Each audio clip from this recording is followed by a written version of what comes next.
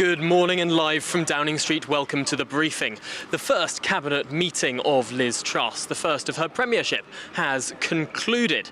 And already a few cabinet ministers have walked out of the shiny black door behind me. No doubt some more are to come. One bit of news, a bit of awkwardness perhaps at the start of this cabinet meeting was that the new Trade Secretary, Kemi Badenoch, turned up 21 minutes late. Anne-Marie Trevelyan, are you going to end the strikes? That's the new Transport Secretary, Anne-Marie Trevelyan, just walking out of the cabinet meeting there. We'll bring you reaction from all of these ministers as they continue to trickle out. It's interesting to see a lot of these people are people who have backed Liz Truss. There we go, DEFRA Secretary Ranil Jayawardena and indeed Chloe Smith as well. Let's ask collegiate attitude, Ranil? Got a smile there at the very least, got a smile. And now Kemi Badenoch has come out. Kemi, what held up your journey? What's the energy plan, ministers? Kemi, what delayed your car? No answer there from Kemi, but Ranil Jayawardena is just walking past. Was it a good meeting? Was it a good meeting? Great to see you, Tom. Very positive. Very positive there from the new Environment Secretary, Ranil Jayawardena. But yes, as you can see, people all walking out. This is a group of people who supported Liz Truss in this leadership race, and some who stayed neutral. None who backed Rishi Sunak sitting round that cabinet table. Now, that might make those meetings more collegiate. It might make those meetings, in the words of Ranil Jayawardena, very positive. But it might cause some problems on the back benches for Liz Truss there. Chris Heaton-Harris, the new Northern Ireland Secretary. Collegiate meeting, Mr. Harris? Got a yes there from Chris Heaton-Harris, former Chief Whip, of course. And now we've got Penny Mordaunt. Collegiate meeting?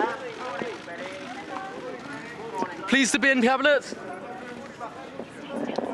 Got a morning Tom there from Penny Mordaunt, but of course none of these cabinet meetings are going to be particularly profound at this stage. We're not expecting the big announcements until tomorrow, but of course Liz Truss taking her first Prime Minister's questions in just over 2 hours' time. At midday she'll be facing Sir Keir Starmer across the dispatch box. And might she be announcing, or at least hinting at, some of the discussions that will have gone on in that cabinet meeting? Might she be pointing to new policy that may well be brought forward? Let's speak now to a member of Sir Keir Starmer's party.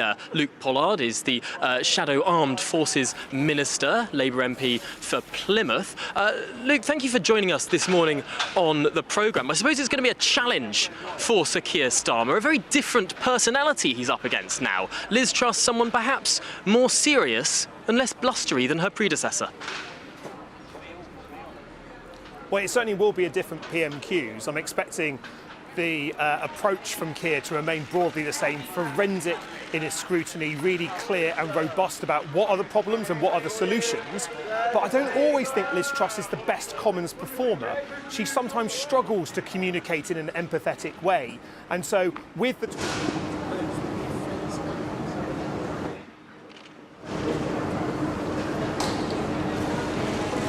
What's the energy plan, Mr. Cleverly?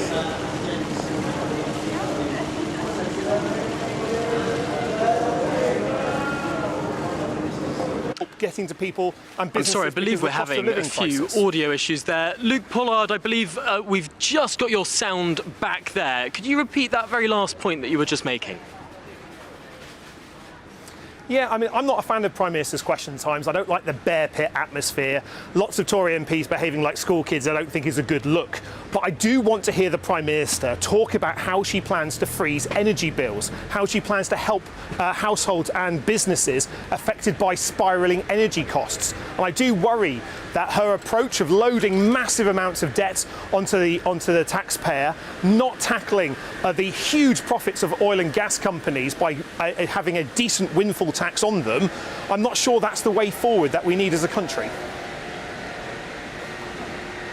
I suppose when we're looking at all of this, Liz Truss made some big promises on the steps of Downing Street yesterday afternoon, in between the torrential rain that was pouring down on all of us here. She did say that she wants to get spades in the ground to build those hospitals, to turn around the economy and to help with bills. I suppose that's going to be an ambitious agenda, something that may well be harder for the Labour Party to counter. Well, they're great sound bites, Tom, but what I want to see is action. So I represent Plymouth. It's a brilliant city. We've been promised a new hospital, but so far the only bit of correspondence we've had from the Department of Health saying we're getting a new hospital is they're going to start digging some drains for us. We need genuine investment. The problem is, from the Boris Johnson era, we've had a huge amount of sound bites, a vomit of promises on the public. What we now need to see is delivery, because in this middle of this crisis that we're facing, it's not only that people are genuinely scared about paying their energy bills. Rent is going up, mortgage is going up, food is going up. Ambulance queues around the hospitals. It's really difficult to get an ambulance, hard to get a GP's appointment, hard to get a dentist's appointment. Crime is up. The entire flashing red signs across every area of government policy shows that the Tories aren't working here. So I'm not interested in more carefully crafted sound bites from the new Prime Minister. I want to see action and delivery, and that means freezing energy bills, making sure that's paid for by the huge profits of oil and gas, not your viewers paying more in debt interest in the future by loading it onto the taxpayer, by borrowing it. What we need is a real plan, and I want that to happen right away. She could do that right away if she chooses to. I don't want to wait any longer to see those energy bills frozen. Now, I bumped into a very smiley-looking Ben Wallace, the Defence Secretary, a little bit earlier today as he was walking into Downing Street. I asked about how he was going to fund this promise of Liz Truss to increase defence spending up from 2% to 3% of GDP by the end of the decade. Your opposite number, James Heappey, was there too, saying, or looking at least, very, very happy with this new promise from the new Prime Minister. Why hasn't the Labour Party committed to raising defence spending in a similar manner? Well, firstly, I'm actually really pleased that both Ben Wallace and James Heappey kept their jobs in the reshuffle. Both the Labour opposition and the government Ministry of Defence have been working very closely over the past 6 months in the response to the illegal invasion of Ukraine, and I think they're doing a good job of it. Labour's been calling now for over a year for the government to reboot defence plans and review defence spending, and what we've said to them is if you choose to increase defence spending, we will support you in that. Now, this is a welcome change of heart from the government, because up until only a few weeks ago, Ben Wallace and the rest of the government were saying we don't need to reboot defence spending. We don't need to look again at those plans. But I think the invasion of Ukraine, the threat that President Putin's Russia poses not just to that country, but to Britain and our allies across Europe, means we need to look again at defence plans, and they could do that by stopping their planned cuts to the British Army. This government, this Conservative government, plans to cut 10,000 soldiers from our army and cut our reserve forces by 10%. That, I don't think, is a serious response to the crisis that we're facing, and I hope that now the Defence Secretary's had a change of heart about rebooting defence plans, that we won't see more personnel cut, and that we'll see a proper investment in our armed forces, not just the Army, but the Royal Navy, Royal Marines and the Air Force as well. Well, Luke Pollard, the Shadow Arms Forces Minister, thank you so much for joining us live there from College Green outside Parliament.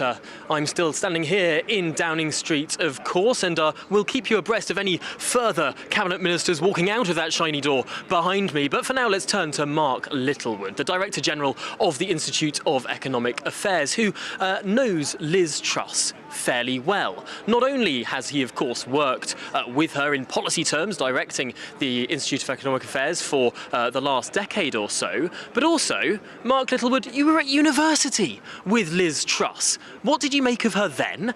And has she changed in her attitude to politics now? Well, Tom, I was about to say she hasn't changed, but I think I would have to credit her with being older and wiser than when I met her nearly 30 years ago at Oxford University. But I think her basic approach as a personality hasn't changed. She's a very direct and outspoken woman. I know sometimes people say her media appearances aren't quite as polished or as slick as they might be, but certainly in face-to-face conversations, she leaves you in no doubt about where she stands on an idea, a policy issue, or even an individual. It's you always walk away knowing what Liz Truss thinks. That was true way back in the 1990s at Oxford University and is even truer today. And I think that's an important trait in a politician, and certainly in a prime minister, and even more so when the country's in a time of crisis. I also argue, Tom, that I don't think she's changed her views as much as some people would like to pretend. Yes, on the face of it, she's gone from Liberal Democrat to Conservative. She was in the Liberal Democrats when I first met her. She was, of course, for Remain at the time of the 2016 referendum, and now seems to be a born-again Brexiteer. She, of course, infamously gave a speech against the monarchy when she was in the Liberal Democrats, and I believe now is a constitutional monarchist. So you can find policy positions that have changed, for sure, over the last 30 years. But actually her philosophy has been pretty consistent. She's in favour of individual liberty, open markets, free enterprise, is suspicious of a big state, doesn't think that big government programmes and heavy-handed regulation are the way to move the country forward. And I think she thinks that probably even more strongly today than she did when I met her nearly 30 years ago, but she had all of those instincts then too. Now, what do those instincts mean in policy terms? Of course, we can all see that Liz Truss has been speaking in terms of a smaller state, in terms of freer markets with a broad brush. But when it comes to specifics, what will that mean? Because, of course, we are expecting an enormous amount of government intervention coming as soon as tomorrow, an enormous amount of spending to keep energy bills low. Yeah, Tom, it's a very good point, because I think oftentimes from the last three Conservative Prime Ministers, Boris Johnson, Theresa May and David Cameron, we heard each of them basically saying, I'm in favour of free markets, but, and then immediately after the but came a whole list of state spending programmes and interventions.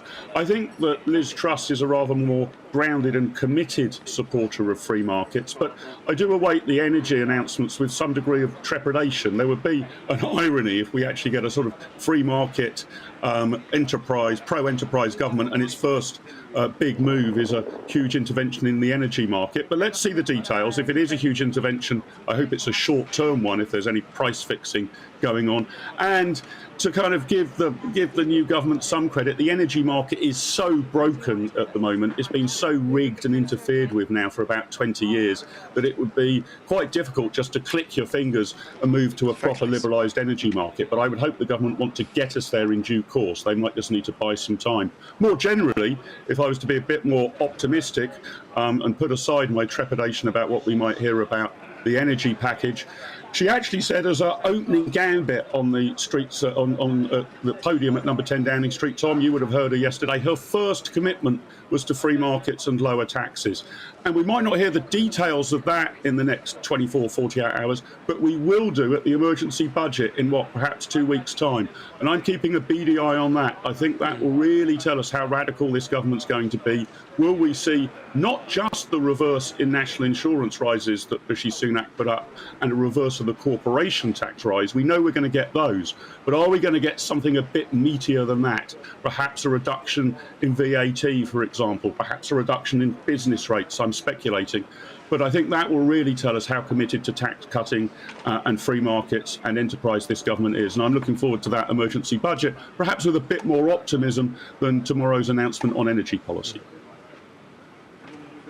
Really interesting stuff there. I suppose that long-term strategy just as, if not more important than those short-term announcements. For now, Mark Littlewood, Director General of the Institute of Economic Affairs, thanks for joining us this morning on The Briefing.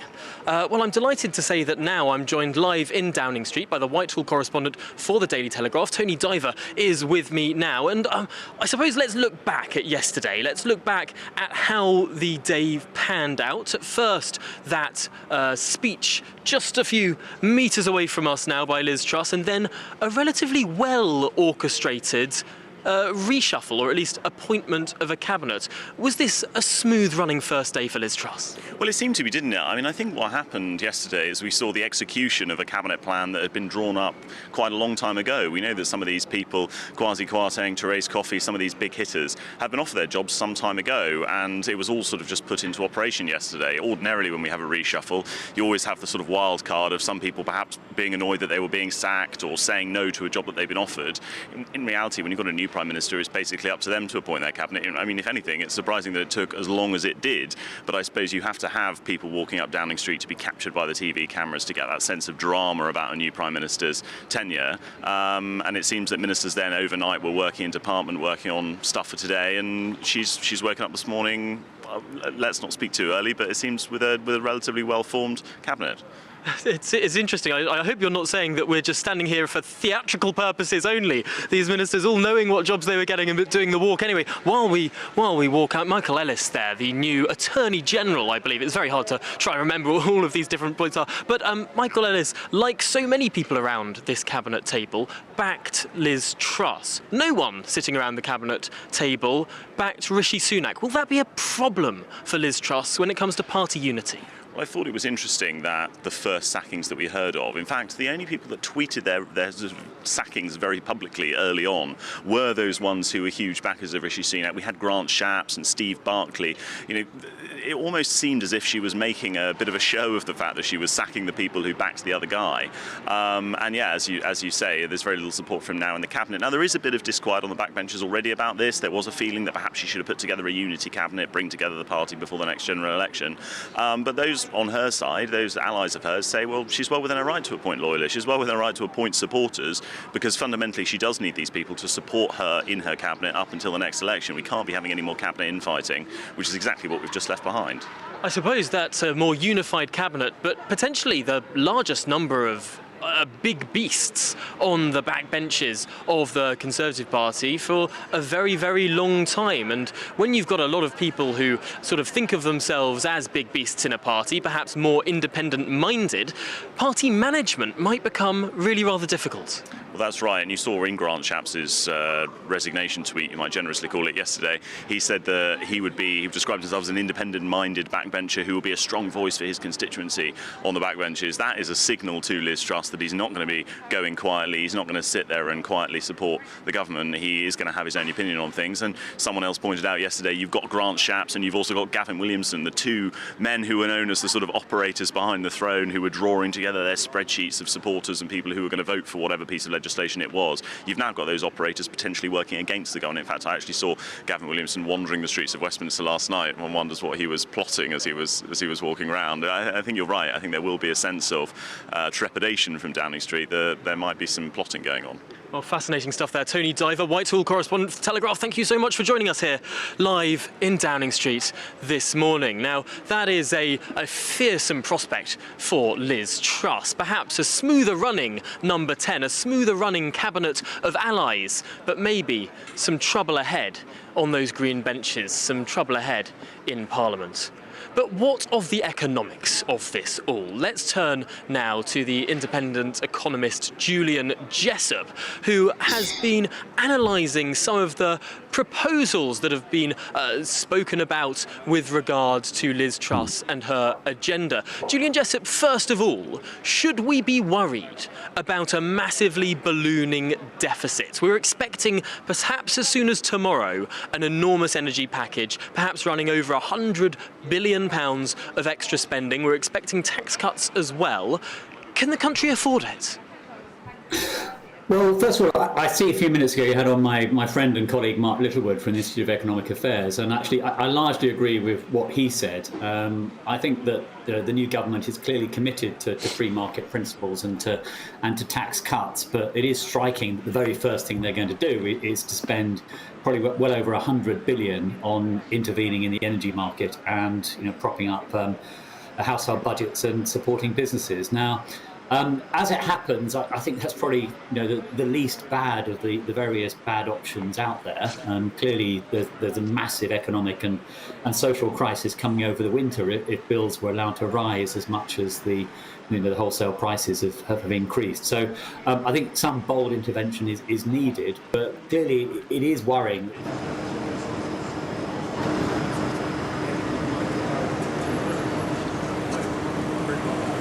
Of war, and it's reasonable to add that to long-term debt and pay it down over the coming decades.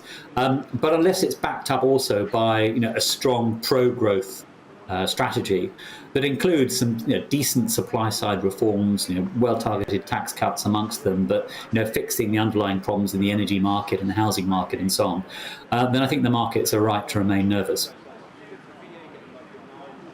So potentially, this sort of intervention might be affordable, but only if it is accompanied by some really clear market signals that there will be particularly perhaps supply-side reform. What does that mean in specifics? Well, first of all, it's worth saying actually that the market reaction to this has been fairly sanguine. So, the cost of government borrowing has risen, but it still only costs the government about 3% to borrow over 10 years, which is still historically a very low interest rate. So the markets are reasonably relaxed about this, but I think we do need to see more over the next few days and weeks to keep markets confident that this isn't going to all end in tears. The sorts of things that I would be looking for, and first of all, the energy market itself. UK is particularly exposed to the wholesale gas price. That's one of the main reasons why bills have risen here more than almost anywhere else. So that needs fixing. We need to improve the security of UK energy supply. There are no short-term fixes there, but more investment in things like nuclear would be an obvious solution for the longer term. But the rest of the economy as well. I know the immediate focus on the cost of living crisis is on things like food and energy bills, understandably. But the housing market is broken as well. We frankly need to build more houses. Lots of other things where the costs are higher than they need to be, for example, childcare. So there are lots of things that need to be done on the supply side of the economy. And above all, we need to get investment up. That's about getting the right environment in place, the right incentives for businesses and entrepreneurs. That's partly about low tax, but it's also about sensible amounts of regulation, not the massive increases we've seen over the last 10 and 20 years. Well, it will be really fascinating to see how all of this pans out, if Liz Truss will be able to achieve some of the more ambitious supply-side reforms that she likely believes in, but may well be tricky to get past Parliament. Julian Jessup there, analysing the economics of all of this. Now, I should just finish the programme by saying I slightly misspoke a little bit earlier. Michael Ellis, the new Attorney General, actually backed Rishi Sunak. So yes, around that cabinet table, there may well be one or two Rishi backers, just not in the most senior posts. Well, that's it from me live in Downing Street on The Briefing. I'll be keeping up with you throughout the day. Next, it's To The Point with Mercy and Anaya. Good morning, Alex Deakin here with your latest weather update from the Met Office. It's more showers today. Yes, there'll be some sunny spells between the heavy downpours, but again, where we see the heavy showers, they could well turn into thunderstorms. A lot of spray and surface water on the roads this morning. Here's the reason why: a slow moving area of low pressure just churning away just to the southwest of Ireland and throwing bands of heavy showers our way. It is a bright sunny start for some, but if you've got blue skies, just keep an eye out the window, because quite quickly this morning the cloud will start to bubble up and the showers won't be too far away. We'll have that mixture of sunshine and showers for pretty much all parts through the rest of the day. Staying fairly cloudy and wet across Shetland, but some brighter spells elsewhere. But where we see those showers, heavy downpours, thunderstorms possible, could cause a bit of disruption and potential for local flooding in a few spots. It's still quite mild, though, out there this morning, and by this afternoon, temperatures getting into the low 20s in the sunny spells. But more heavy showers to come this evening. You can see them still spiralling around. It's quite gusty winds through today and tonight across South Wales, Southwest England, and across northern Scotland. Again, it'll be a pretty mild night tonight, even with clear skies. Temperatures likely to stay in the teens, certainly in most urban areas. And again, on Thursday, it's a case of watching the downpours develop after what could be a largely fine start, certainly for southwest Scotland, northwest England. But more showers likely, I think, tomorrow across parts of Wales, the Midlands and southern England. Some more for East Anglia too, and perhaps some more persistent rain at times just affecting the east coast of Scotland, where there'll be a brisk breeze coming in from the North Sea, keeping the temperatures pegged back on the beaches here. But elsewhere again, we'll see a bit of sunshine between the showers and highs of 19 to 21 Celsius. The low pressure responsible is still with us on Friday. More heavy showers then, but it is also moving away. So it looks a lot drier for most of us by Saturday. Goodbye.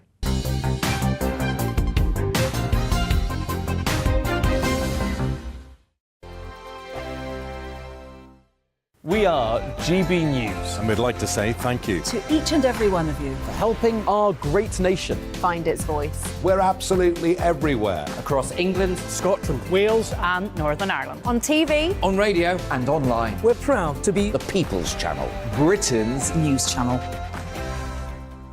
On the Mark Steyn Show, we cover the stories a lot of people are scared even to mention. The stuff that really matters with some of the world's biggest thinkers. Now is his opportunity to kind of take the steering wheel of history. Break away from the flop at 8 o'clock on GB News with the Mark Steyn Show. Hello, I'm Esther McVeigh. And I'm Philip Davis. Whether you're watching or listening on TV, online or on radio, we handpick the latest stories, debates and expert opinions for your weekend. So